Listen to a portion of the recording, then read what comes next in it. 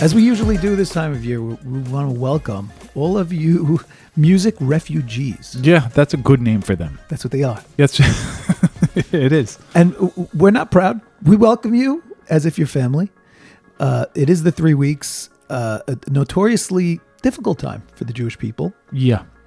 And this year's no exception. Well, look, even though it is difficult for the Jewish people at large, right? And across millennia, it's been this way. But it's also difficult for us because there is no music. It's also difficult for me. Yes. I mean, you're aware that I didn't have the easiest weekend in the world. I mean, Baruch Hashem. Oh, yeah. A lot of storms rolled in. Yeah, I mean, it knocked out half of Lakewood. It knocked out half of Monmouth County. My basement got flooded. Other areas of New Jersey. A lot of people South without Jersey. power. Yeah, I was one of them. Yes. My basement got flooded. That was not fun. Yeah, so fun times. 3 weeks. This is all because of the 3 weeks. 3 weeks. 100%. Definitely. There's no question in my mind. But it's not just that. And then, obviously I'm always preparing for the cast and, looking at the news stories, and it's just one thing after the other. And it's like, die, enough. Right. There's just too much of the doom and gloom. So we're going to try not to be doomy and gloomy, but we do have to cover some of it. I mean, a seaplane decided to crash in the East River. I saw that, but everybody's okay. Everyone's okay. But, And somebody videoed it, which, yeah, by the we got way, the video. We'll include it. props to the cameraman. Yeah, someone in the plane. I know. Yeah, it's great. I know. He's in the plane. He's crashing. And he's like, let me capture this. Yeah. And then I'm reading, like I always do, I'm reading the news, and it talks about this parasitic infection called cyclosporiasis, which, the news doesn't reference cyclosporiasis. What they say is explosive diarrhea parasite. No, that's literally... I know. Of course, that's what they're going to say because that is what makes headlines. Okay, Nobody cares about the name. Everyone cares about what happens. And when it's explosive dia, everybody's interested. Including me. So I see explosive diarrhea, and I'm like, in my mind, I'm thinking like Ebola, this is somewhere in Africa. And then I realize that it says something like, America, and I'm like, oh. Oh, we got to one of those states. Exactly. And then, like, the first line is, New York City, originates in New York City. I'm like, no, no, that's not fair. It's here. The explosive diarrhea is here. Why? Yeah. Why? It's a rough one, but also, like, how do you know that you really have it? That's the question. That's worse than the explosive diarrhea, because immediately, I mean, you know me, I said, I have it for sure. For sure. How explosive was it? I mean, what does the doctor ask you? What are the doctor's questions? How explosive, sir? That's what I'm saying. And now it's, it's on my mind. Yeah. And it's just, and then we see, CBN sends out this thing and all the Jewish places, but this actually went, it went to national news. A video, which I know you saw it because everybody saw it, of a roof in BJ's. Yes. In Monmouth County, in Ocean Township collapsing. Ocean Township, for those who don't know, has a very large Jewish community. And I'm looking at this and going, are you kidding me? Yeah. Who could believe that the roof of a BJ's could just cave in? Like, I didn't know that was on the menu. Is this new fear unlocked for you? Well, first of all, Costco all the way, Yeah, well, I'll agree. Happens to be over Shabbos. Someone was telling me, oh yeah, we only do BJ's. Costco is for losers. BJ's is so much better. No, literally, this was this Shabbos. In fact, the person who said it to me is listening, and shout out to Aaron. And he was telling me how BJ's is where it's at. It's really not, though. That's the thing. So I sent this to him, and I'm like, I don't think BJ's is where it's at. Yeah, I'll agree with you, but also BJ was first. I feel like Costco is the updated version of BJ's. Yeah, it's like 2.0. Yes, agree. 2.0, yeah. So then there was that. Baruch Hashem, everybody was okay. I didn't hear, some of these fantastic news and, all these Jewish news WhatsApp groups and everything, they send you these things, but they don't send you the follow-ups. Right, because I was asking everybody I know, was anybody injured? Right. Right. Was there any Jews there? There's a big Jewish community. Nobody knows anything. Right. So they send this out. They don't give us a follow-up. They don't tell us if everybody was okay. Well, the truth is, if you're not hearing anything, like this is the classic case of no news is good news, because when they don't tell you, then it means nothing happened, because they would be all over it. I guess. So I'm just sitting there looking like, is there anything else? Is there anything else? There was a fire on the Brooklyn Bridge when they were doing the fireworks. Yeah, I saw that. And I'm like, yep, 3 weeks. This is how Wow. it goes. Wow. There was a mass shooting at Coney Island in Brooklyn. Did you see That that I one? didn't hear. Oh, No. yes. 8 people injured, including 4 children. Oy. Yeah. Yeah. Do they know who it is? From the time that I read this, it's unclear how many people were involved in the shooting. And I mean, this is in our backyard. Yeah, but speaking of Coney Island, did this happen around the hot dog eating contest? Because that was a big one. Oh, I totally missed it this year. Oh, so Joey Chestnut He did it again? did it again. Joey Chestnut. 18th, I think it's consecutive win. Wow. 66 hot dogs, and it was like 97 degrees outside. Yes. So it's not his record, but he did win the contest. But also, he's like 12 or 13 hot dogs above the next guy. You know what I'm saying? They're like, Joey, calm down. You won. He's like, He can't stop. Keeps going. He can't stop. But what's He just crazy? really likes hot dogs. No, I mean, it's not true, because he eats anything in competition. Like, he's an athlete. He's like an elite athlete. I don't think you understand. In like the world of sports, he's possibly considered one of the best athletes out there. Like, if you look at his LeBron stats, James and Joey Chestnut. like, they're definitely friends. You know what I mean? They definitely text each other, because that's the level that he's at. Except, he's 42 years old right now. Okay. Eating 61 hot dogs. In 66. 66 in how long? 10 minutes. 10 minutes. But by the way, by the 5-minute mark, he was already 12 ahead of the competition. And it's crazy, because the guy who did like 50 hot dogs, he's also great, but he gets zero recognition. Nobody knows his name. And if Joey Chestnut was not alive, that guy would be the champ. And people would marvel at his 50 hot dogs in 10 minutes. Yeah. So he's throwing a wrench into other people's careers. Well, there's also another wrench, which is, it's been shown. We're in negative mode, so I'm going to keep going with the motif here. The problem is, what happens if Joey Chestnut gets this disease? Yeah, that's what I'm saying. That's the real question. Cured meats, which means hot dogs, means salami, all the stuff we like, all the stuff we love, pastrami, all the cured meats. Brisket. No, not brisket. Why? Brisket's okay. Brisket's okay to eat. Yeah. I mean, look, all red meats do carry with them a slight increased danger for colorectal cancer. Oh. But cured meats, like hot dogs, is a much bigger risk. Really? Yeah. So I just asked to see, is Joey Chestnut, does this affect his life expectancy? And it says probably yes. Oh, wow. Yeah. So not only is he a champion, he's putting his life on the line. Yeah. LeBron doesn't do that. Yeah. So not great. Not great, Joey Chestnut. not great for him, but for the world of sports. Oh, where yeah. Fantastic. And wait, now that you said sports, I just love playing. Yeah. Which is okay, which is great. I think it lets everybody know where we're headed. So we're going to take a break from the negativity to talk about sports for a second. I want to lead off with this: the World Cup. Yes. Big stuff happening in the World Cup. Big. First of all, USA is out. Well, you just gave it away. I mean, it's not that big. What's big was that Trump decided to get involved. Yeah. So break that down for us. So there was this guy, there's a number 1 U.S. player. His name is Folarin Balogun. Now, he accidentally stepped on another player's leg, foot, etc. He got a red card. Yes, you know what a red card means? Nope. It means you have to stay after class. No, it means that you are suspended for the rest of the game Yes. and for the next game. Yes. Okay? Yes. Which is the opposite of the yellow card, which is just a warning. The yellow card says you're being warned. This guy didn't get the warning. Straight past the warning to the red card. You know, it reminded me of when Wemby stepped on Brunson's, remember? And he got nothing. Zero. So here they gave him the red card. He's out the next game, and they realize if he's out, you know, that severely hampers the United States' ability to win the game.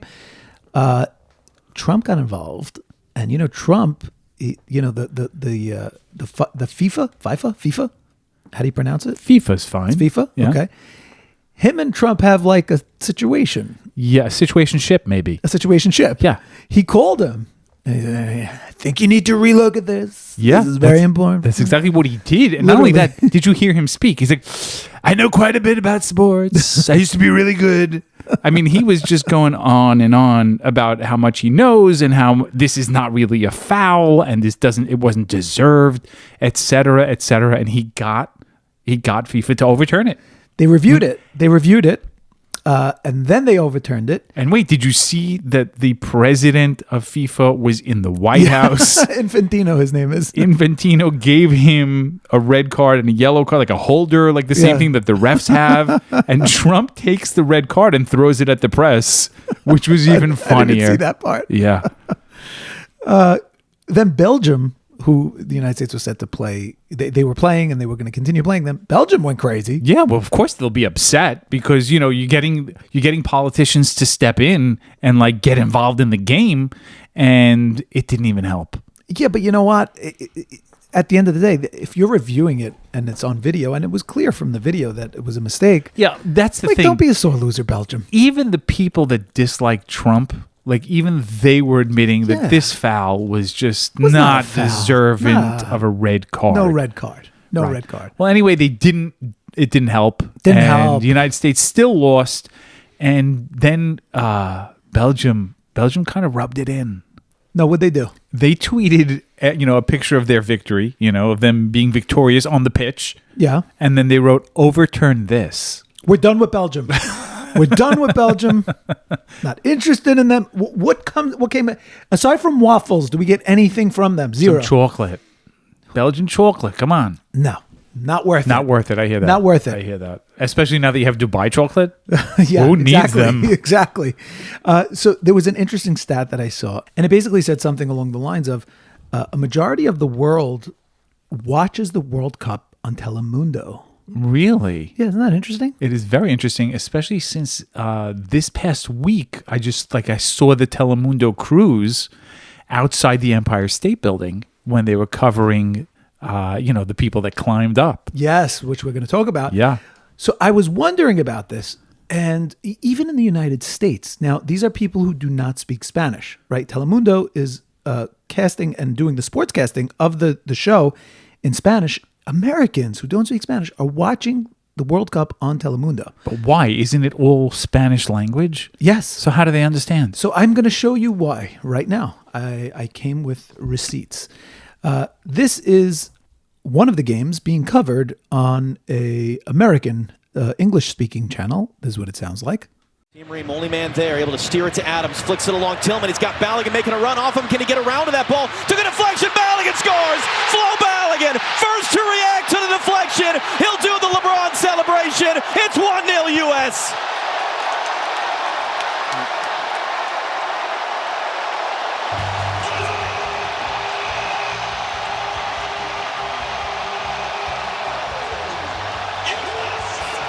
Okay. And it continues that way. That's pretty good. I mean, that sounds nice. Okay. Let's try Telemundo, shall we? Okay. El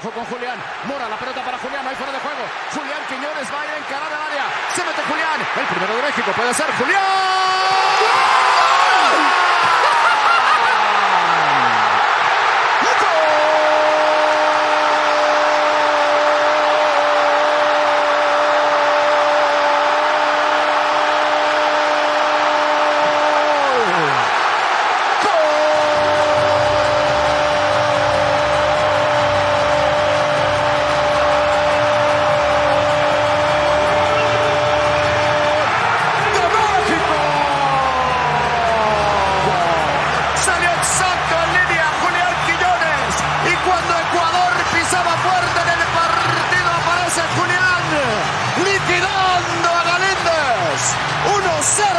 Completamente fuera de posición el lateral derecho Alan Frank. Now, I don't know what they're saying, but I want to hear it more. I mean, I'm very curious. I mean, they are screaming goal, basically. No, goal. but then even the talking, like this guy was like, and U.S. is winning 1-0, and then he doesn't say anything, and you hear the crowd or whatever.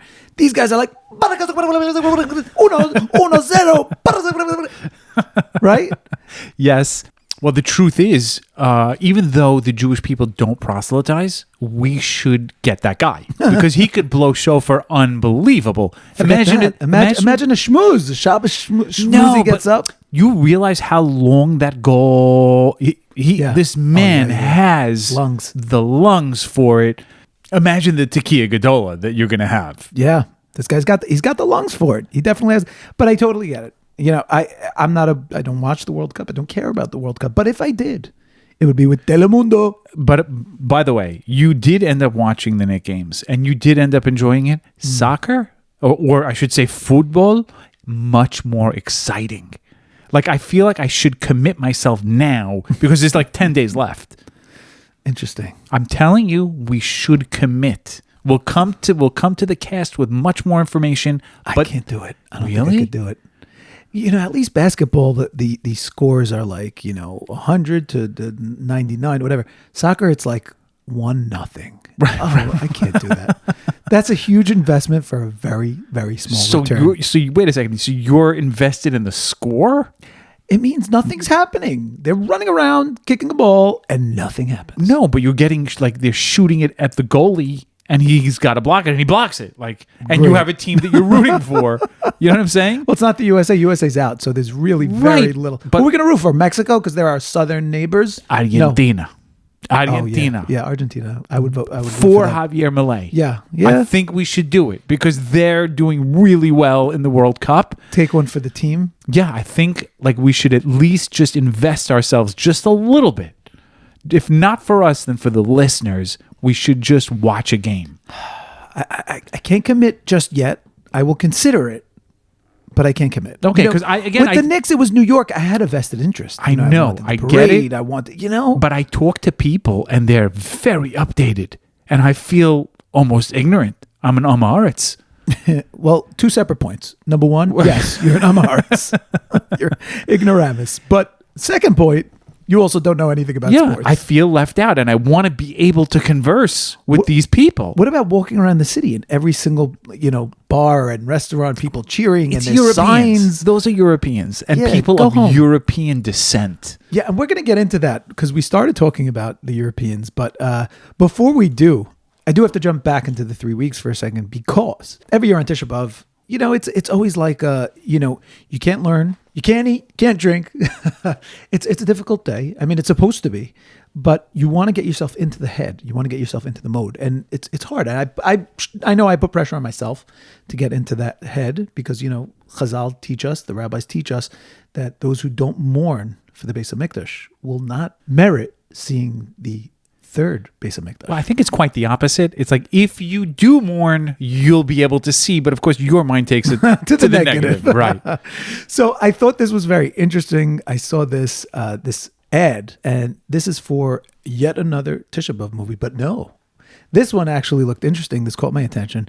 First of all, because Nachi Gordon is in it. He's a friend of ours, a friend of the cast. Sure. He is Meaningful Minute, Meaningful People, etc., etc. And they are releasing this movie, and it looks really interesting. It's got looks like a nice roster of people who are going to be talking, and it's unusual. It's different than the usual. So it's a completely different take on Sinas Chinam, which we hear about every year. Again, with the negative, it's a completely different take on getting along with people, right? Yes. The film is called Neighbors. Yes, but because every year we learn and we hear on Tisha B'av about how, hatred, baseless hatred between Jewish people is what destroyed the second Beis HaMikdash. Yes. So this is basically about achdus and how do we get along better together. Yes. And so there's a few ways you could watch this. First of all, there's a website for it called neighbors.plus. So you could go straight to the website. But if you're a Meaningful Minute Plus subscriber, you get to watch it absolutely free. So there are two ways you could do it. You could either become a Meaningful Minute Plus user, or you could just go to neighbors.plus and buy the film. And I want to play the ad for you because it looks really interesting. Listen to this. Do you think that there is achdus in Klal Yisrael? It's a beautiful day in this neighborhood. A beautiful day. In tragedy, yes. And on a random Thursday like today? Could you be mine? So? I know, that's a rough one. I think you know what the answer is. I have always... When most people talk about achdus, they're closing their eyes and thinking of a big gathering of people who look like them. They're not thinking about the entirety of the Jewish people. Let's make the most. We should all figure out the definition of this in a very clear way. Since we're together, might as well say, But there's probably not achdus about what achdus is. won't you be my neighbor? So I'm pretty sure I heard Rav David Beshevkin in there. Yep. And Rav Joey Haber. Yep. So those very popular. alone are exciting to me. Yeah, and everything Nachi does, he really does, like, you know, does Top it well. quality. Top quality. Top quality. For sure. So check them out, neighbors.plus. The link is going to be in the show notes. Getting back to sports. So yeah, the World Cup, the Europeans that you were mentioning, we're seeing them everywhere. The tourists are everywhere. They're causing traffic. And it consistently, more and more, the more the Europeans experience the United States, The more they love it. the more they love it. So there was a video that went viral. Did you see the German soccer fan who went viral? No. Okay, well, here he is, because I thought this was great because it was coming from a German. It could have been from anyone, but listen to this. Sorry. It makes you teary. Why? Help us understand. Why is it so impactful to you? Sebastian Kraus never imagined his trip to America would be so emotional. Yeah. No, you're human. Happy tears. In just a few weeks being here, I fall in love with this country, and this was so emotional. I even cried in the stadium. it's a huge departure from what he was expecting before traveling to follow the German soccer team in its World Cup run. To be honest, I was a bit scared or had the fear to travel to the United States. News about shootings and criminals and that the country is not safe. Bob takes us home. It's great. America is great. Sebastian met a group of strangers who offered him a ride to his hotel. What is the best city? Boston. That's Bob Series and his family, New Englanders who showed a group of Germans that Boston is warmer than some might believe. Bob, thank you. Love USA. Enjoy your time in the U.S. To me, I watched the video by myself maybe 40 times. I had tears in my eyes. Sebastian was more upset about the prospect of leaving America than Germany being eliminated from the tournament. That kindness he experienced is also what many locals and transplants have lived as well. A lot to unpack there. Oh, so much to unpack. It's a little crazy. And by the way, to see this video, you have to be in our WhatsApp group, which you can join by visiting kiddishclubpodcast.com. Click join the WhatsApp group, and you'll be able to see this video because it's worthwhile to crying. watch Sebastian just in tears about the United States. About leaving the United States. He doesn't want to leave. And no, he's just moved and emotional. But you know what else I think? It's such an indictment of the media in this country. Yes, that's a good point. Because all they know how to talk about and show is the negative and the evil and the criminality. All of it, this is what they're broadcasting to the world, to the point where people are afraid to come. Yeah. And wait, we're not talking about the right people. You know what I'm saying? There are people that we want to be afraid to come. Yeah. You know what I'm saying? But not the nice German men or people that want to come just as tourists, because tourism helps the economy. So we want the tourists, but we don't want the criminals. Yeah, I agree. So, yeah. How come you don't cry about America? Because maybe when I go to the Germany, I will shed some tears. Well, we went to Poland and we shed some tears. Yeah, we sure did. Yeah. But that's not for the right reasons. Exactly. For the right reasons, not for his reasons. For very different reasons. But yes. He was so emotional just about the kindness that he was shown. And again, the more the Europeans come here, the more they fall in love. Yep. Listen, it's a good country. I'm not going to say no. No, and for people sure. are nice. By and large, people are good. People are nice. It's just that the media will portray that everybody in America is a racist. No, 100%. It's a great country. We need to have a Karis Hatayv. We didn't even talk about July 4th, which we will do momentarily once we finish this next sports story, which will end our sports segment. But I did want to just this quick story. This was from a baseball game. So there's apparently a team called the Cleveland Guardians. Yes. You've heard of them. I think they changed their name from the Cleveland Indians. Oh, we've right. covered this. Yes. Come on. Yes, I didn't know they were called the Guardians, though. Yeah. Okay. So they were the Cleveland Indians. Now they're the Guardians. They were playing the Texas Rangers. I'm going to play this video while I talk over it. So in the video, you see a batter hits the ball, pop-up fly out to left field. It's caught by a guy named Cooper Ingle. And he very casually, there was a man on base, on second base, and the man casually takes the ball and throws it into the stands into the hands of a young fan. Yeah, if there's a man on base, that's a big problem. No, 3 outs, right? Oh, okay. The end of the inning. End of the inning. So he, whenever it's the end of the inning, and they catch the final ball, and they'll just toss it into the stands. Sure. So that's what he does, and you see he does it. It turned out it wasn't the third out. Oh. So the second out. Wow, that's a completely forfeited run. Oh, yes. It was a tie game. And look how casually he takes the ball. He throws it into the stands like nothing. And then everyone realizes it's not 3 outs. You know what? If the fan in the stands that caught the ball was really a team player, he'd throw it back. Imagine he threw it back and they made the play. Would that count? Yeah. Why wouldn't it count? The ball's active. Oh, interesting. I wonder if that's accurate. Because isn't there a concept called a ground rule double? Yeah. Where like if it hits the ground and then it goes into the stands, it's automatically a double. That's it. The ball's out of play. Yes, but if you throw the ball somewhere like out of bounds or out of the foul line, I don't know why that's not in play. If it would roll there and he didn't throw it, the ball's still in play. Everybody is listening to us right now and just shaking their heads. How we know nothing and we try to present. I think this is good, Hawk. I think this is a good question, a good Shiloh, like for the sports mavens. Okay, guys, weigh in. If the fan in the stands threw it back, would it still be in play? I think that would be epic. By the way, he would have made history probably. Yes, the fan in the stands, and that's a career. Yes, you know what I mean. He's an automatic influencer. And now we're going to do something that we haven't really done before. We're going to do right in the middle of this cast, we're going to do a taste test. Oh. So this pizza is coming to you courtesy of Bravo Pizza. Well, not courtesy. I paid for it. Well, first of all. And they didn't pay for a spot. So. Right, but also. But I like their pizza. Yes, but there's a backstory here. Oh, yes. We're going to get to the backstory. But before we get to the backstory, I have to say that the pizza's from Bravo and the tahini or trina or how else can you say it? I think you've covered it. Okay. Yeah. I asked them for some trina and they said, we don't have because we don't have falafel. Okay. And so that's I said, valid. Okay, so then what do I do? So you had to make your own. I went to Whole Foods. I bought, tahina in mix. It's not a mix. It's just pure concentrate. That's what it is. Ground sesame seeds. Yeah, you got to add your own everything. Right. So then I had to figure out how to do it.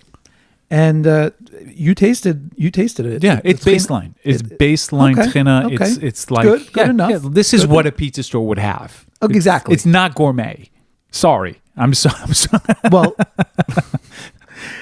we're trying to copy a pizza store. Yeah, I'm not trying to be gourmet. If you want gourmet trina, just tell me and you'll get it. I would like it. Okay, next time we will have gourmet trina. Okay, great. Okay. But last episode, I outed you. Yes. That you eat trina on pizza. And this started like a bit of a controversy. Yeah. People are very opinionated. We had the people saying it's sacrilege. How could you put trina on pizza? It sounds disgusting. Right. And then we had people saying, don't knock it till you never tried it. Someone connected to this cast, Heikel, who's a friend of the cast, he actually called me out and said, Accent Guy is scared to try. He'll only do taste tests of things that he likes, but he won't do things that Accent Guy likes. And I said, are you kidding me? There's nothing, you don't have to push hard to get me to eat. Right. You don't have to push hard to get me to eat pizza. It's true. Very, you know very what I mean? true. Yes. So we're going to do it right now. So you're taking one for the team. Taking one for the team. team. You don't believe in this. I do not. And this is the first time, like under oath. Under oath. This is the first time. Bli neder. Never tried it before. Okay. First time you're trying it. Yes. And it's right here on this cast. I'm excited. So first I want to start by doing a baseline, just the pizza. Fair. Okay. You going to do it with me? Yeah. Here we go. Okay. Pretty good.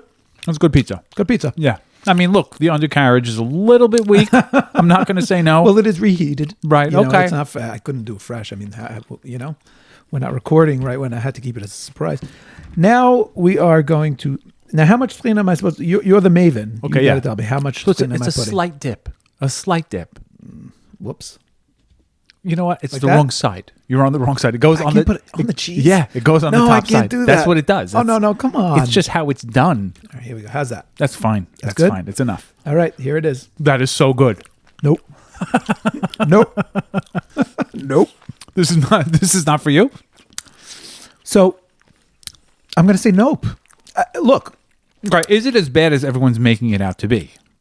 no, but Right, so you wouldn't use the word gross or No. disgusting. no, there's very few things in the world To when it comes you. to food. Yeah, I get it. Okay. Surströmming, maybe I would say gross, but Yeah. you know, But barring surströmming, surströmming, nothing gets gross category. I'm gonna try one more time. I just wanna get a good feel for this. Maybe I didn't have enough. Maybe too much. Maybe a little too much. You might have a Yeah. little too much. It's a hint. So look, I'll say this. I love pizza, Yeah. and I like trina. Yeah. The thing is, when you put the trina on the pizza, the trina is a little. You're saying you love them both, and now you can't choose. It's like you're both of your best friends showing up to your And they're fighting for my attention. Right. That's the problem. Interesting. Exactly. Yeah. Each one is like, no, hey, I'm here. Right. And it's like, no, but what about him? Yeah, exactly. Right. And so my mouth is confused, and it's not bad. Like I said, it's not bad, but I'm not, like, let's say I was craving pizza. You know, like when you get a pizza craving, you smell the pizza from outside. You're like, oh, I got to have a slice. This wouldn't take care of that craving because it's not like I'm eating pizza. But again, and you're not it's having also not every, like I'm eating trina. It doesn't have to have every bite. Meaning, it's something you put. It's like a la carte. It's like you just you drizzle on one interesting. thing. You could take another bite And then without. you take a breath. and Yeah, then you try it exactly. in, And then you have a every little so- more. One thing I could definitely see is having the crust with it because crust really has nothing doing. Which I'm not is- a huge crust guy. Which is probably how it started. Yeah. You know what I'm saying? If you go back to the roots of this minig, this was started for sure by people that just needed to spice up the crust. Yeah. Crust needs spice. So maybe that's just how it began. It definitely beats, having it on the crust definitely beats crust with ketchup, which is you see commonly done. Yeah, a lot of people put the ketchup right on the pizza. Oh, yeah. That's also sacrilege. Yeah, I agree with that. My kids do that. They're kids. Your job as a father Is to teach them. Exactly. No, I'm failing. Yeah, clearly apparently. I'm not trying to shirk the responsibility here. I admit it is my fault. Okay. So anyway, I'm gonna give the pizza with trina. I'm gonna give it I'm gonna go with a 6. Okay. I was hoping for a 6.5. you were hoping for a from 6. you. I mean, I saw you were clearly not enthused about the pizza and trina. Would I do it again? No. But it's not horrible. Like, should people try it? Yeah, I think people should try it because they might like it. I definitely can think people. If you love trina, then maybe you would love it. Yeah, if you're a lover, Or maybe if you're not a huge pizza lover, also, then this may complement it. I don't know any non-pizza lovers. Yeah, I don't know. Like, Does that why would you go to a exist? pizza shop or store? Like, if you No, like By the way, imagine- did you ever notice when you talk about pizza, how do you refer to the unit?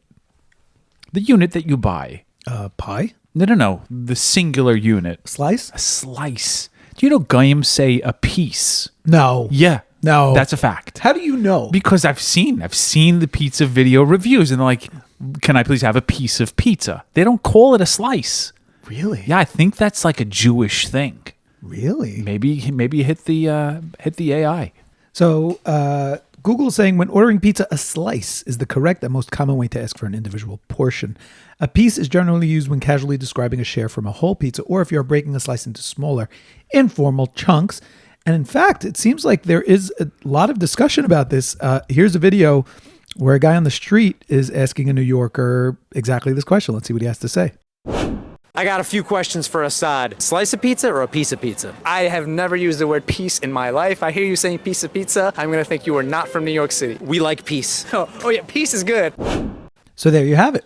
Yeah. Slice of pizza. So maybe it's more New York than it is Jewish. Right. It's a New York thing. Interesting. Yeah, that makes more sense. Yeah. That makes more sense. But once we're talking about Goyim, you know what also gets me completely crazy? Yeah, tell me. When the Goyim say, hey, you're a Goyim. Like they don't have the proper tense. Or they say, right, it's you're talking about the anti-Semites. Yeah, obviously. And the Goyim Defense League, and they're like, oh, you're saying that because I'm a Goyim? Right, exactly. Yeah. Drives me to drink. Yes. 100%. Yeah, guys, get it right. Like, get it correct. Goyim is plural. If you're one goy, you're a goy. Yeah. You know? Yep. And just to be clear, it's not a pejorative. No, it just means nations. But they say it as though we're referring to them as a pejorative. Yes. You know, and you know who said this week? Who? Candace Owens. I didn't see it. Yeah, she says goyim means cattle. What? Yeah. And we made it up that it means nation. This is just recent. Like we recently made up. We all got together and we said, let's just say that it means nation, so that we don't get in trouble. But really, it means cattle. This is what Candace has said. Listen to this. So long as you because they say it means nation. It does not mean nation. They'll ask Grok. It means nation. No, really? It means cattle. And so they're they're nation? Talmudic teaching. I've never heard anybody call a nation a goy. Mm-hmm. Have you? No, that's completely made up, and that is not even something. I'm surprised that's a new updated thing they're trying to lie about, but they try to constantly bury history even from 5 weeks ago. So there you have it. Who's they? They. The Jews. Oh, it is the Jews, Yeah, right? obviously. Okay. We all got together. I know, I'm just saying this is not anti-Israel, right? This is anti-Jewish. Pure anti-Semitism. Semitism, absolutely. But here's the funny part is 5 weeks ago, we all got together and changed the meaning so that we all don't get in trouble. You know what I'm saying? And it was great to see everybody, to be honest. Yeah, it really was. There are Jews that I haven't seen, us, you know, that I haven't seen in New York. years. Yeah. You know, and then 5 weeks ago, we just all got together. And we all agreed unanimously. Let's go with, should we go with nation? Yes, nation. And it was unanimous because Jews never disagree about anything. Oh, it was a great time. It was. Oh my gosh. Okay. But back to New York. So New Yorkers know that there's so many things, like everywhere in New York, you're going to find pizza stores. Everywhere in New York, you can find Dwayne Reed's, right? Manhattan, that's for sure. There's also bodegas all over New York. Everywhere, every block. But, you know, a lot of people don't know what a bodega is. Convenience store, basically. So, no, explain what a bodega is. Okay, a bodega is, they sell they primarily sell, like, the things behind the counter are usually contraband. Okay, yeah. This is where they make their main living. That's right. That's the Rashi and the Taisvis. But no. First, explain what a regular bodega is. It's just like a convenience store. I mean, but it's not. They've got drinks. It's not. Well, it's. First of all, there's always a cat somewhere. Right, and you're a little nervous from that cat. Yeah, it's an experience. It's an experience. Yeah, they're usually, let's say, not the cleanest places in the whole entire world. Clearly. Okay. There's usually dust on most of the products. Correct. If you're going to go there for like a granola bar, there will be dust on the granola bar. Correct. You don't know when this is from. They're usually very small, right? So like people are thinking convenience stores and they're thinking like, you know, like a 7-Eleven. Right. No. It's not like that. Think your bedroom closet, maybe a little bigger. That sells beer and Coke. And warm beer and warm Coke. Right? Yeah. But you never know what you're going to find in a bodega. You go there because, you know, you need something quick. Maybe you need some pretzels. You got to know what you need. Yeah. You can't go into a bodega aimlessly. You got to go in. You got to go out. You could buy super expensive batteries that come from like the third world that do not say any English on them. Yes. Instead of Energizer, it's Energizer. Like, you know. A lot of suspicious products. Very suspicious. And then you pointed out that they are known for contraband. Yeah. That is true. Yes. I mean, that's the first thing that hit my mind. Of course, because that's where your brain goes. But also, I'm just, as an aside, there have been bodegas now that are selling peptides. That's the story. Oh, yeah. That's where this... This is CBS News, what a Brooklyn bodega reveals about the craze for an experimental weight loss drug. And of course, I thought about you, because they are selling, what was the one? The Retatrutide. That's the one. Yeah. Retatrutide, which is not legal in this country. It's not FDA approved. It's not approved. You can buy it by going to... if you find the right bodega. A bodega. And it's mind-boggling to me because, you know, I just said, like, you're buying a Coke there and you're debating in your head, like, how much do I want this Coke? Like, you're going to have to wash off the top. You're definitely not going to put your mouth onto that can. No, you don't know. You're going to get hepatitis C. For sure, you're contracting something. You don't want to walk in, okay, but I walk in, I need the thing. You can go to the bodegas now, and the hottest thing at bodegas are peptides. Yeah, injectable peptides. You're going to inject this into your body. It's insane to me. Yeah, it's absolutely crazy, but that just shows you the demand that there is for peptides out there. I know. And they're making a killing on it, these bodegas. You know, if you think that the bodegas are making a killing, right? Think about how much do you think on just Ozempic and Mounjaro, how much is Eli Lilly making per week? Well, we know it is now completely carrying the entire country. I think it's Norway, right? It's one of the Scandinavian countries. You mean Novo Nordisk? Maybe. Novo Nordisk is the brand that sells, I think, Wegovy. Okay. But Eli it's Lilly... their number one. It's their number one export. It's their whole economy now. Yes. But now I'm talking about Eli Lilly, which is a U.S. manufacturer, and they are selling the Mounjaro, and they're selling also Ozempic. How much are they making per week? I don't know. Can you give a guess? $1 billion. You are absolutely right. I think you guessed it because you saw my number. You did hold up a 1. I did hold up a 1. And your mouth did a yeah. So it wasn't $1 billion a week. Yeah. Is that bananas? Yeah. It's crazy. It's insane. And Novo Nordisk, by the way, north of $680 million a week on their drug Wegovy. That's crazy. I'm just saying, if this is not the new, tech companies, I don't know what is. Like, this is the hottest thing. I understand, but so we had this conversation offline. You were pushing me and saying, when are you going to call SlimRx, SlimRx Center? When are you going to call them? When are you going to call them? And I do, by the way, listeners, this really happens. No, this happened. This. We were in the car, and that's what he was telling me. And then I told him, well, so then why don't you call them? And you said, I will when Retatrutide comes out. That's literally what he told me. Now, I'm telling the truth because I didn't know Retatrutide until he just said it a second ago. I didn't remember the word. And he was explaining to me, and he's explained it on the cast before, how Retatrutide is like the it's third a triple generation. agonist, yes. Right? Third generation, right? So you had the semaglutides, right? Tirzepatides. Correct. And then the Retatrutides. Yes. Now, you were telling me, I said, well, and you said, yeah, you can't get it yet. And then you said something like, but I could get it. And I said, really? And you said, gray market. There is a gray market. And I'm like, okay, I've heard of the black market. What's the gray market? And then you explained. Okay, so the black market is when you completely roll the dice and you buy your peptides from China. Okay? This is unverified, untested. It's like when you buy them on Temu. It's insane. Do you understand you're injecting something into your body? Yes, that is coming from China. From China, right. Unregulated. Correct. And it could be anything. Black market.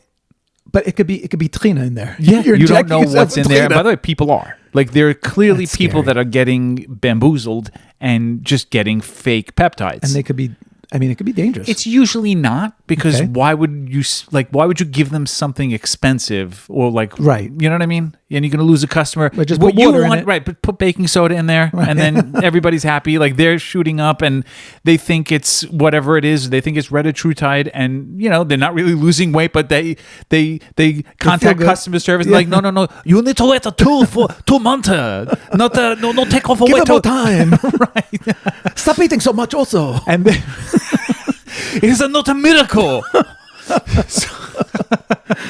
And then you have gray market, which is companies that are importing it, testing it.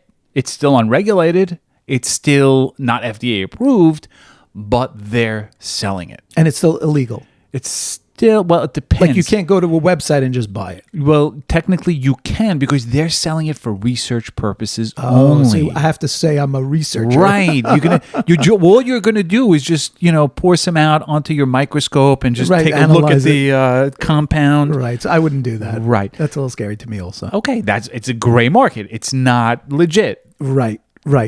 But the only thing crazier to me is walking into a bodega. And again, I guess we're going to have to include some pictures of bodegas for the people who don't know what we're talking about. Because the idea of walking into a bodega, buying something that I'm going to inject in myself, I can't imagine. Listen, there's people that are desperate. Right. They're just super eager. Okay, so a much better approach is to go to slimrxcenter.com. Yeah. This was literally part of our news. This was not an ad. This was literally part of the news because I couldn't believe this. But now that we're talking about it, Slim RX Center is the better way to approach it. And the reason is, number one, it's going to be affordable. Number two, you don't have to go to the doctor and sit in a waiting room. They're going to give you a qualified, certified clinician to diagnose you over Zoom. You don't have to leave the comfort of your own home because we know you don't like to exercise. No, just kidding. Oh, that's kidding. mean. I'm talking about myself. Okay, I'm literally talking about myself. I hate exercise. I hate diet. And it says on their site, no diet, no exercise, ditch the weight gain control. Yes, please. Yes, please. I hate exercise. I agree with it, by the way. And they understand, you're going to be talking to people who understand the Jewish life, the Jewish way of life. They understand what a Shabbos means. They understand what a Yontiv means. They understand how many calories that pass your mouth on the weekends. And they're going to help you find the right solution at a price you can afford. Right. And if you have questions, by the way, which I'm sure so many people do, like when you think about this, it's like a weight loss drug. It's injectable. You've got a million questions. You know why you have so many questions? Because you heard a million different things from a million different people. So get it straight from the clinician himself, and you'll get clarity and then comfort, and you'll decide if you want to go forward. Yeah. Check them out, slimrxcenter.com. Link will be in the show notes. Okay, and sticking with New York and with the anti-Semites, Sneeko. Sneeko is, we've referred to him before. We had Nick Matau on the cast, if you guys remember. He is an anti-Semite, anti-Israel. He's Muslim, a very outspoken critic of Israel. You're referring to Sneeko. Sneeko, not Nick Matau. Obviously, yeah.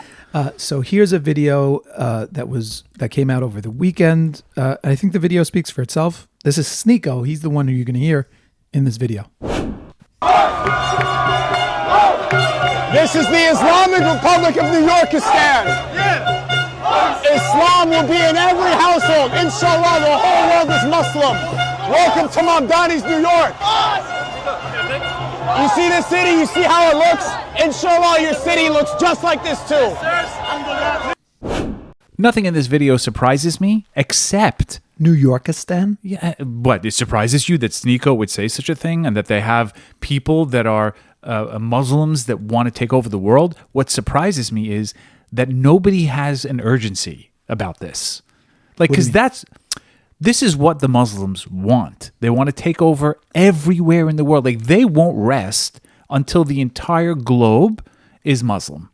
Yeah. And the entire world observes and goes by Sharia law. Yeah. Okay? That's what they want. But nobody seems to get that. Like, are we not concerned? How come nobody's concerned? I don't know. But I also noticed that, he invoked Mamdani. Yeah. Saying this is Mamdani's New York. Well, Mamdani is Muslim. And he's enabling these people. Well, clearly he's not going to hinder them. You know, this is his religion. And it's become like a thing now where these influencers walk up to Jews on the street and try to either ask them for money, see if they'll give them money. Yeah. Or they'll ask them, how do you feel about Palestine? Would you say free Palestine? And it's just... And by the way, there's Hava Nagila playing in the background of all those videos. Yes. You know what I mean? Yes. Just to add just to add that Jewish touch. Yeah. I saw a great one, actually. I got to give credit. I wish I knew who he was. Hasidish guy. I'm going to play the video for you. He handled this guy like a champ. Do you justify Israel's actions towards Palestine? What actions are you talking about? Them taking people's homes and no, like Israelis, they're taking the Palestinian homes. I have no idea. Are they doing that? Yeah, they're doing that for sure. That's really mean. Huh? You sure they're doing that? that? I swear they're doing that. No, I'm not. I don't live Okay, in what about the war that's going on between Israel and Palestine? There's a war now? Yeah, the conflict. The conflict. What conflict? So you don't watch the news? I don't watch the news now. So what about the kids and men and women being killed? What do you think about that? Which kids? Palestinian kids, man. Come on, man. I thought there's a war in Ukraine. There's another war also going on? Yeah. That's crazy, man. These wars gotta stop. That's crazy. No, there's a war. Where are you going? It's been happening for years, man. How great is he? You know what? First of all, this is an old video. Oh, is it? It's a couple of years old at least. I know I've seen it. Oh, I'm surprised you have never seen this. I've never seen it. Okay, it's fantastic. It's from a few years ago, but this is the best way to address the situation. Yes. Complete ignorance. Don't engage. There's a war now? Which kids? What? It's so good. It's great. He's so good. And the guy's like, come on. He's like, you mean Ukraine? He's like, no, Gaza. What are you talking about? I can't believe it. Oh, excellent. Really, really we need well to learn done. from him. Because me, I'd be engaging. Of course. You would become a hothead. You'd become red in the face. And then I would be embarrassed because it would go viral and I would be super embarrassed. Yeah. But you know what? But at least everybody would find out who you are. That is true. You know? So you got to watch that cast. You got to watch the anger. Yes. Also, New York news. A Muncie woman has won the lottery. Another frum person has won the lottery. What is going on? It's not us, though. I know. When is it our turn?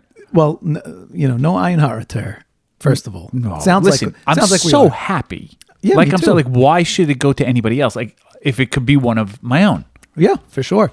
So this Muncie woman, she won $5,000 a week for life, which is unbelievable. But she chose not to take the one-time lump sum payment, which I thought was really interesting. I think the reason why she did this is an answer to people who knock on her door. You know what I'm saying? Yeah. Like, think about it. I didn't think of her that. picture's out there. Okay, the world now knows who she is and that she has $5,000 a week extra. If she would have taken the lump sum, what's the lump sum? The lump sum is $3.46 million. Okay, $3.46 million. Her phone would not stop ringing. If you All the think yeshivas, right, every yeshiva, every Rolex raffle, exactly. It'll be nonstop text, nonstop. You could give me. Now if she only has $5,000 a week, like what could they expect already? Right, it's you know what I mean? $260,000 a year. Right, so you can give each person $100, and then you know what I'm saying. You're not stuck. I can't give you more. I mean, what do you want me to do? I only get $5,000 a week. I mean, my expenses alone are $4,500. My tuition bill is $5,000 a week. Yeah, what am I gonna do? Yeah, that's a good point. Yeah. Her name is Henya Fried. Mazel Tov, Henya. Mazel Tov. It says she is the wife of well-known Baal Chesed Meir Fried, the customer service manager at Rockland Kosher Supermarket. Yes, I heard they do a ton of chesed and like really go out of their way to feed needy people. I love that. But you know what? By law, I think they have to show the big check that they give. Yeah, I'm wondering that. Yeah, I'm wondering that it's part of the law. I'll tell you something. So what people do, actually, what people do to get around it in some states is you can appoint. Well, not every state has that requirement. Right. Okay. But to get around it, what they do is they appoint a agent, shliach in Hebrew. It's shliach. In English, we would say an agent, but legally, they appoint an agent who accepts it. And then the agent's name ends up there, so it's usually like a lawyer, right? And then it's the lawyer's name, exactly. And by the way, that's protects what I was thinking. That's what I would do. But not only that, even if you couldn't get that done legally, like you just give it to someone you really trust who doesn't mind. Yeah, it's a little risky. I don't know. You know Who what I'm do saying? you trust enough to give them $3.5 million and be like, could you just hold on to this for me? Take $20,000 and then give me the rest. Like, would that work? Do you think people would stab you in the back? Yeah. You're probably right. Yeah. Okay, more New York stories. So this was interesting. So apparently our sponsor, Arkia, is in some talks to be acquired by a Borough Park real estate entrepreneur. His name is Reb Ezra Unger. Yes. He's a 36-year-old Hasidic young man, this is coming from Yeshiva World, who has built a major real estate business in New York and is now being linked to a possible takeover of one of Israel's veteran airlines. Well, I love this idea because, number one, he'll make it probably more frum. Right, so that's what they're saying. They're saying that he's actually not looking to do this as a money-making venture. Well, I love that. Supposedly. But listen, supposedly. think about this. But then again, look what happened with El Al, right? El Al, and we called it out. El Al during the war, record profits. Yeah, but there was no competition, no serious competition. Right, but the prices were also through the well, roof. Now, if you have Arkia being owned by a frum Jew who's not even looking to make money. Supposedly. You know what I mean? I Maybe we could start seeing those $800 tickets again. What's going to be with the Michelin chef? Michelin, what's that? What's that? I never heard of it. Michelin star. We'll bring my Bobby. She makes unbelievable knedlach. That's what's going to happen, I think. I mean, right? If it takes prices down. Yeah, I won't complain. Exactly. I won't complain. I mean, Arkia does have good prices to begin with, but who doesn't want to save even more money, right? Okay. And in other airline news, this is also Arkia. Arkia makes history with first Israeli landing near the North Pole. Really? Yeah. So Arkia took some photographer group, the Roe Galitz Nature Photography, and they landed in the Arctic region. They landed an A320, and this was in Longyearbyen. I hope I'm pronouncing that right. Airport, which is only it's I think the closest airport to the North Pole. Well, that's a wide body, the A320, right? No, I mean it's a big plane. A huge plane. Yeah. It's not the big one. It's not the double decker. but it's a big plane, and I think it's an extremely difficult airport to land in. It's a few hundred kilometers from the North Pole. And I'm saying kilometers because I don't know how to convert kilometers to miles. I don't know. I have no clue. Right. We're Americans We're after Americans. all. We don't need to know. But yeah, so this was, they made history. Wow. Arkia. Yeah. Also, a follow-up to a story that we've covered before. Remember we discussed, because this happened to you or you were talking about booking a window seat on an airline and there not being a window. Yeah, because it was in between. Right. Yeah. So remember, we mentioned that United was being sued by a passenger for it. Sure, I remember this. So United, and you have to remember, they're a behemoth. They're a huge company, and they must have hundreds of lawyers on staff. So they petitioned the court to throw out this lawsuit, saying it was a frivolous lawsuit, et cetera, et cetera. The judge has thrown out their bid to dismiss and said the trial can continue. Wow. Windowless window seats. Yes. Okay. Listen, a win for the people is a win for the people. Yes. Yeah, because at the end of the day, we care about our pockets. And Yeah. we want to save money. And when it comes to saving money on appliances, the best way to do that is to contact Town Appliance. And right now they have their July 4th shopping event. So if you've been waiting and you've let the summer come and you have no barbecue and you're looking around on July 4th weekend, everyone's barbecuing. Because you see it. And you're salivating. Yeah. Now's the time. They have the July 4th shopping event. It's still going on, and they have town perks. You'll get yourself a great barbecue, or you'll get yourself other items for the outdoors, anything and everything for the outdoor living or for the indoor living. Refrigerators, ovens, washing machines, dishwashers, even small appliances. Yeah, anything you need, and especially if it's on a budget, Town Appliance is the place to go. And by the way, I have done this myself recently.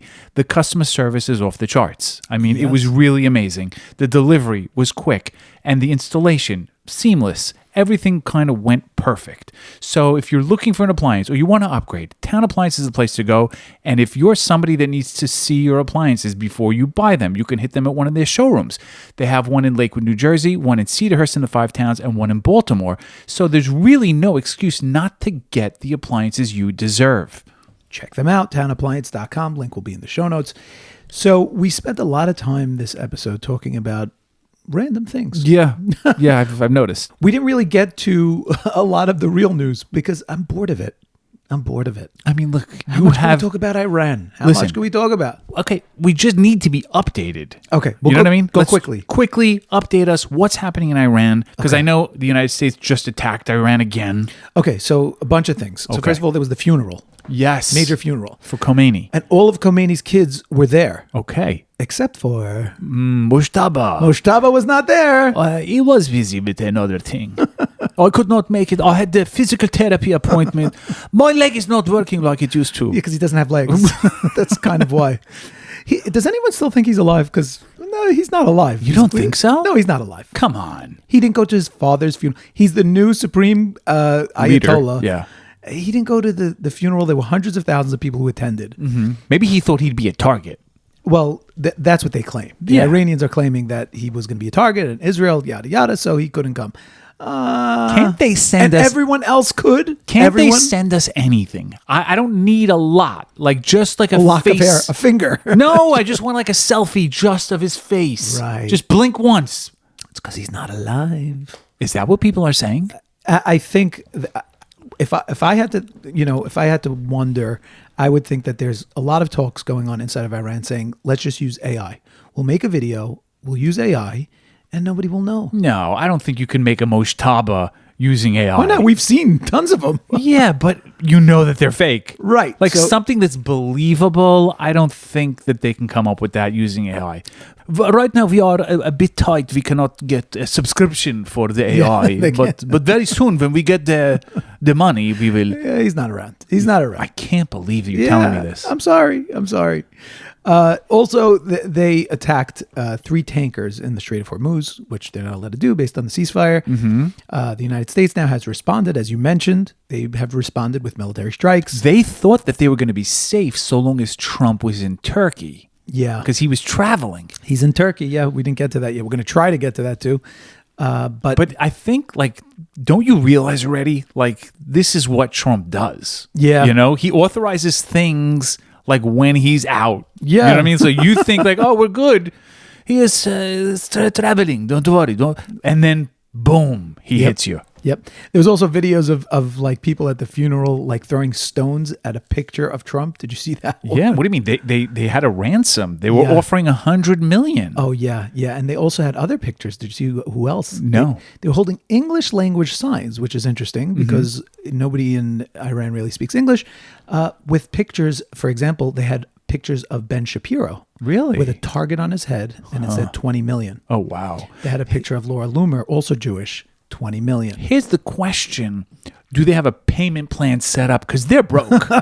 Like, who's buying any of this? Who's like saying, 20 million, I can get close. Like, who's thinking that? Yeah, it's a good question. It's like they don't have money. They don't have the money to pay you. But by the way, you mentioned Trump being in Turkey. We have 2 clips to play. Meanwhile, you had heads of state attending this funeral, including representatives from Turkey, representatives from Qatar. And by the way, the United States warned them not to attend, and they attended anyway. These are our allies.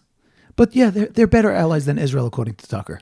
Trump said we should not go, but we gave him a plane. Right? Can we ignore this rule? Yeah, Air Force One. Yeah, that's right. That was another part of the news. It's inaugural flight. Yeah. And everybody's going crazy because the books, did you see this? This was the big hock, was that the library on Air Force One, all the books were like fake books. Okay, people. What do you mean? What do you mean? Like it just came with books? I guess the Secret Service, when they furnished it, they put books and they were like just fake books. How do we know? Because they zoomed in and they saw like the covers were all like gibberish. Gibberish, yeah. Whatever. Like who cares? But Trump is in Turkey, and a lot of talk about the F-35s. I know. Turkey wants F-35s. And Netanyahu's very against it. Well, here's what he said. Turkey is a great country, but it's governed by a man who calls openly for the annihilation of Israel. He occupies half of Cyprus, a NATO country. He's threatening Greece, another NATO country. And he talks openly about conquering Jerusalem. His foreign minister, his number 2, said that the Jewish state hasn't a place among humanity. Basically, it has to be wiped out. His interior minister, said he looks forward to be the governor of Jerusalem. Well, for a regime infected by the Muslim Brotherhood, an extreme movement that hates America and chants death to America from that side of the spectrum, I don't think they should be given F-35s or the engines for their fighter jets, because that'll upset the power balance in the Middle East, which is ultimately guaranteed by Israeli air superiority and also by, I think, by America's posture in the Middle East. Do you think Turkey's going to be Iran Part 2? It definitely seems to be headed in that direction. I don't like that. Oh, I love it. What are you talking about? And I'm just saying, like, why is Turkey like continuing to go down this road? Well, I don't know the answer to that, but they did ask Donald Trump. I have 2 clips for you. They asked about the F-35s and they asked about Turkey in general. So Turkey, when the United States, they actually imported some equipment material, military equipment from Russia. The United States imposed sanctions on them during Trump's first term. Which is also a little interesting to me because it seems like he gives a lot of honor to Erdogan. So like he makes him like he's his best friend. I like Erdogan. And yet he put sanctions on him, but they asked him about that and they asked him about the F-35s. Here's 2 clips for you. Listen to these. Turkey has been a great ally for us. Turkey could have gone on the side. They know Iran very well, and they know the problems with Iran. But they've been very instrumental, along with a couple of other countries, of helping. They could have gotten into the fight. I hear some people saying about their relationship with Israel. They could have gotten into the fight. They're a very powerful military nation. They didn't do that. Maybe they didn't do that because of me. But they could have gotten into the fight on the other side. They are a nation that's been very, very good, and I can speak for myself as president. They've been extraordinary in many ways with respect to our relationship, including trying to end the war with Iran, or whatever you call it. It's not even a war, it's a military operation. Oopsie, he slipped. Can't call it a war. Again, so much to unpack there. Yeah. Because on the one hand, he's flattering Turkey and Erdogan, and I feel like he's playing them in a sense. It's possible. Like it's like, keep your enemies close type. or whatever. It's like keep your friends close, your enemies closer. I like that read. I don't know if that's true. No. Look, if you think about it, I think he understands who Erdogan is. I hope. What do you mean you hope? You can't continue to chant death to Israel, death to America, and the president doesn't know what you're chanting. Okay. Right? So he's keeping him close, in my opinion, so that he can manipulate him in certain ways. And then you have that war conflict situation where Trump is desperately trying for it not to be a war so that he can continue to have power over it and not need Congress. Okay. I think that ship has sailed, though. Yes. Because it's a war. Yeah. Yeah. I mean, yes and no, because we're still, ceasefire, not ceasefire, ceasefire, not ceasefire. But I want to see if the second clip changes your mind. Listen to this. I can tell you, we're going to be taking the sanctions off. Okay? I don't want him to waste his time answering that question because we're working very closely with Marco Rubio, a very famous man, great Secretary of State, and with Scott Bessent and with Pete and everybody else. We're going to be taking the sanctions off. It's time to do that. Okay? We don't want to sanction friends. It's very simple. Again, a lot to unpack. I'll just start first with the Marco Rubio rhetoric, where it seems clear that I think Trump is going to make him his choice. I don't know. I hope you're right. I hope I'm right no. as well. Now back to Turkey. These sanctions that were put on, they're not debilitating by any stretch. No. These are not like the sanctions that are on Iran. No. Right? It's nothing near that. No. So he has this card to play. And now when you lift those sanctions, what are you doing? You're fostering that goodwill between you and Erdogan. You're showing that you're on his side. I just don't think that Trump is that gullible and stupid enough to believe that this government or regime, if you want to call it, is friendly towards the West. I hope you're right. I mean, this is a dictatorial regime. It's Exactly. terrible.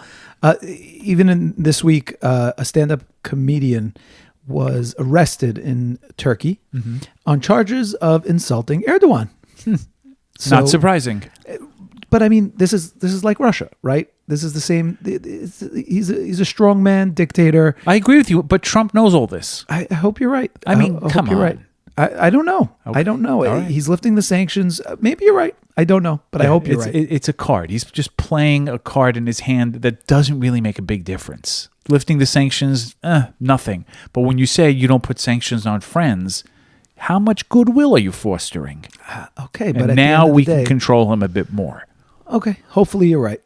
I hope so too. So in the end, Trump says he is giving them the F-35s. Really? Yeah. That's a rough one. It's rough.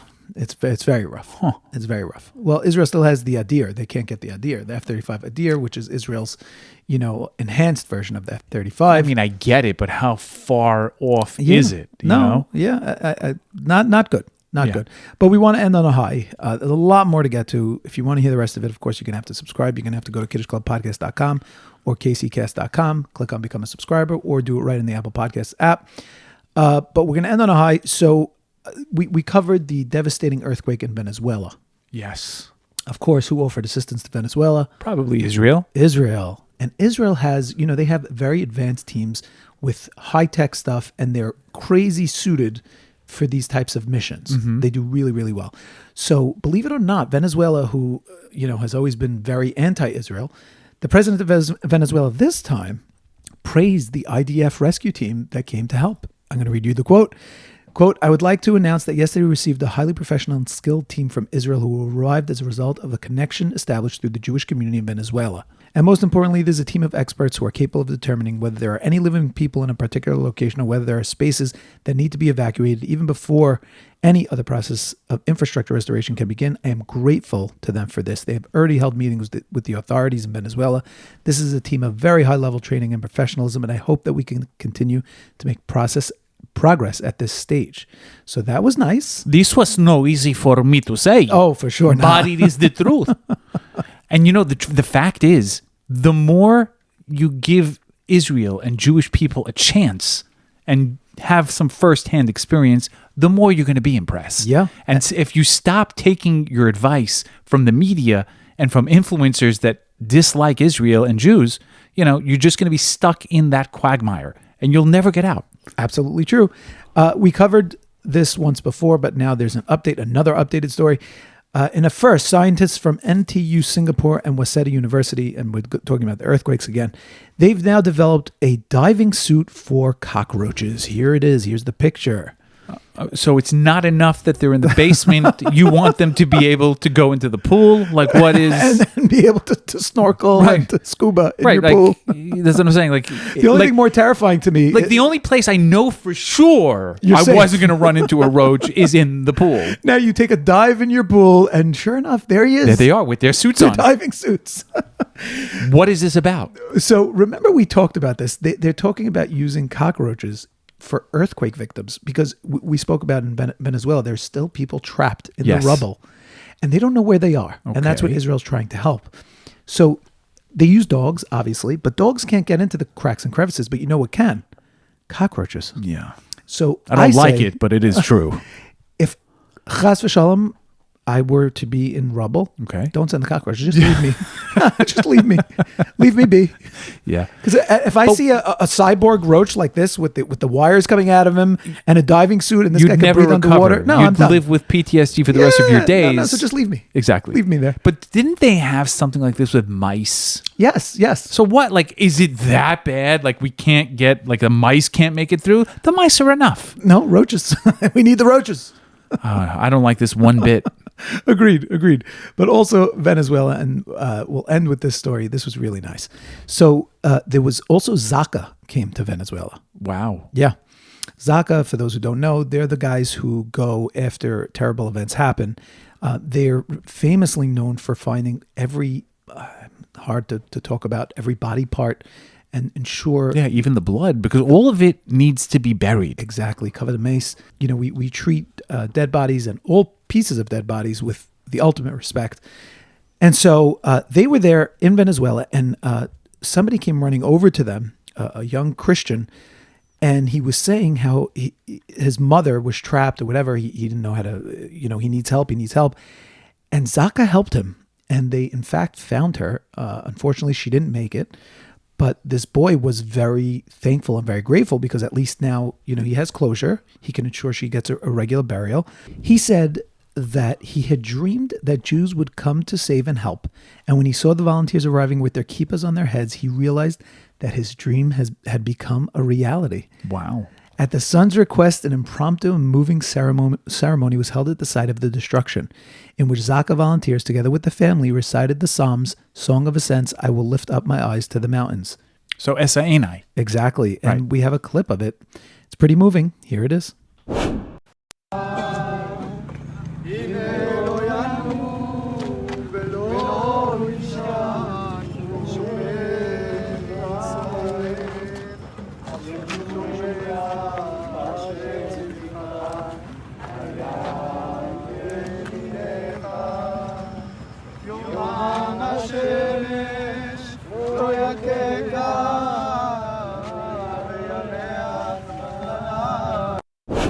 So Kiddush Hashem par excellence. Very well done, gentlemen from Zaka. Those volunteers put everything on the line really for other people. Yeah. Great story. Anyway, that's all the time we have this week. But before we go, we do want to mention that if you're looking to advertise, the best way you can advertise and reach the Jewish world is by advertising with us right here. And you'd be supporting great kosher Jewish entertainment. You could do that by sending an email to ads@kiddishclubpodcast.com or visiting us on the website at kiddishclubpodcast.com and filling out the form. And we'll see you next week. And we thank you guys for listening. Don't forget to join the WhatsApp group. You can do that either from the show notes or visit us at kiddishclubpodcast.com. Follow us on X, follow us on Instagram, and don't forget to support the cast by visiting buymeacoffee.com/kiddishclub. Show your support for the cast, and until next time, Kiddish Club out.